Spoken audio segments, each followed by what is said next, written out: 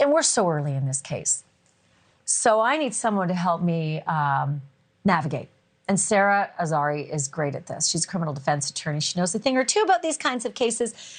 I know that early in a case, Sara, we usually don't have this much, right? This is a lot. And honestly, this just came from a probable cause affidavit and a couple of other police reports. I tend to think that there's going to be so much more. What are your thoughts?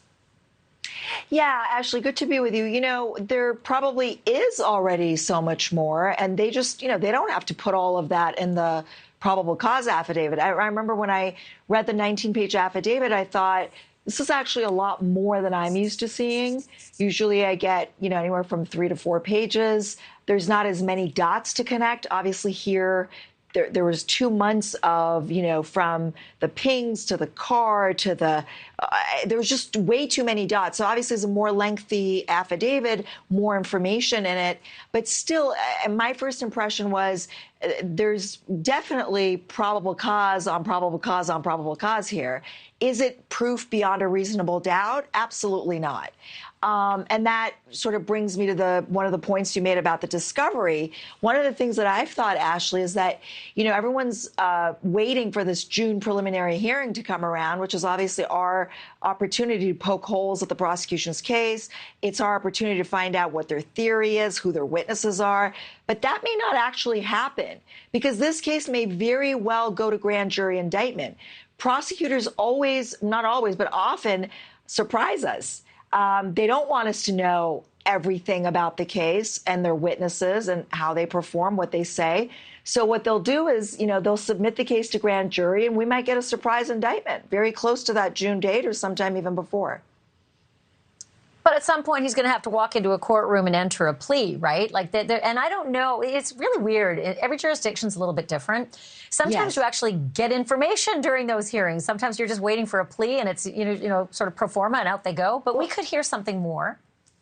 Right, absolutely. So let's talk about my jurisdiction, or New York, for example. I'm in LA. We get a lot of discovery up front, even before the preliminary hearing. It gives us a chance to prepare for that hearing, do an effective job at cross-examining the prosecution's evidence and witnesses. And then, but through the cross-examination, we can extract more information. Of course, there's no jury around. It's just the judge and the attorneys. But it's a very, very critical part of a case. And it's really thereafter where you can decide whether what the case is worth. What is it going to look like at trial? You've done the investigation, you have their discovery, you've done the probable cause hearing, the preliminary hearing, and then you can sort of assess whether this guy should plead or, cut his damages or go to trial. So I always try to do the prelim before I make a decision about somebody pleading. Can't really say what that means to Kohberger, because I don't know what they have. I bet they have a lot more that we don't know about. But what that is, I don't know. So that makes me think, well, I'll ask you a couple of technical questions connected to the breaking news tonight, this exclusive that Kohberger seems confident he's going to be exonerated. Would there have been any possibility for plea discussions before he ever even enters a plea? I mean, could something happen between now and June where this whole thing goes away? Things went so fast with Chris Watts, but Chris Watts had entered a plea before plea deals actually ended up, locking him away for life and toe tag parole. Do you see with this confidence that we're hearing about, first of all, technically, is there any potential for something to happen before June, a deal? Or second of all, any chance that this bravado will be assuaged?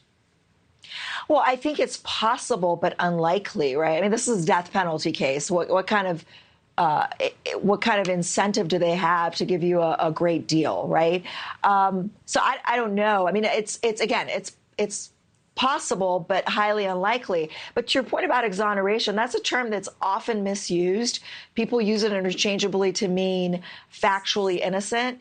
I think maybe Kohberger meant that, hey, I've been convicted in the court of public opinion, so now I'm going to get exonerated. I don't know, but it's a very interesting choice of words. And again, I think we're giving him a lot of credit about, being this Ph.D. student in criminology, et cetera.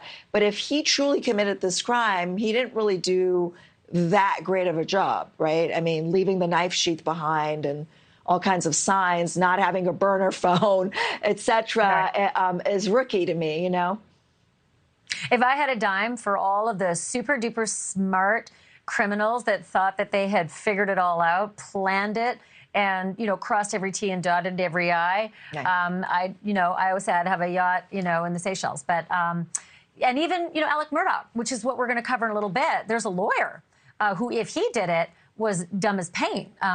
Really, honestly, just not done well at all. I have this question for you about circumstantial evidence. A lot of people say, oh, it's just a circumstantial case. And the truth of the matter is just about every case I've ever covered is a circumstantial case because we just don't get a lot of direct eyewitness, testimony to rapes and murders, et cetera.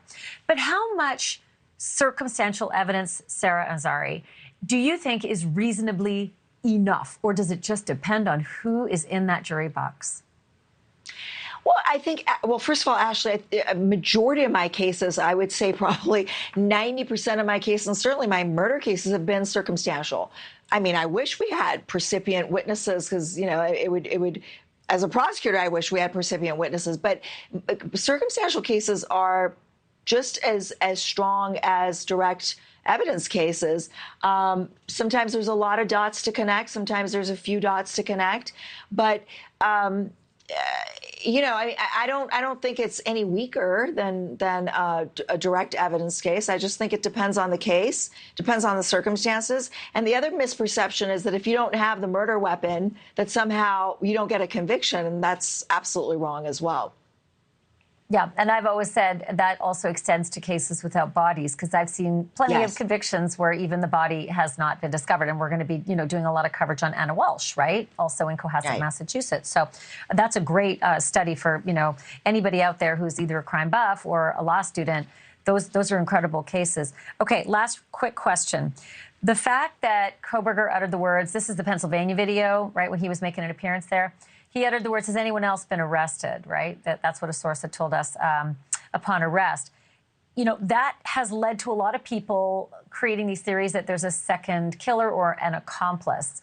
That's a tough row to hoe, in any case. But give me your characterization of how you think that might wind its way into this particular case, given this incredibly complex crime scene. Mm-hmm. So that resonated with me. I remember when I first heard that, I thought it was a pretty loaded question. It was almost rhetorical. And I do believe that he's almost implying that you're singling me out. There's been so much pressure to make an arrest that you decided it's me.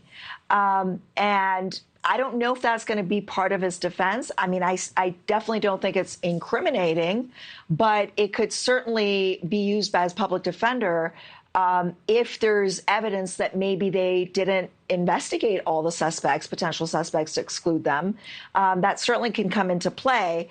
But that did stick out to me when I first heard it. I thought, oh, this guy, maybe he knows what happened and he's asking if others have been arrested, or he's already planting the seed that, hey, you're singling me out. Very similar to Murdaugh almost in that respect. Well, I was thinking that maybe it's like criminology 101. It was like one of the first things that he learned was that sometimes investigators zero in too myopically on one person, and that can be an issue, for the defense. Maybe it's just like, well, he thought of that one and thought that was clever. But in any case, we have so much more to learn. I just find it fascinating that our sources say he has this confidence that nothing to see here. Anyway, Sara, I loved having you. I hope you'll come back. Thank you. Me too, for sure. Good to see you, Ashley.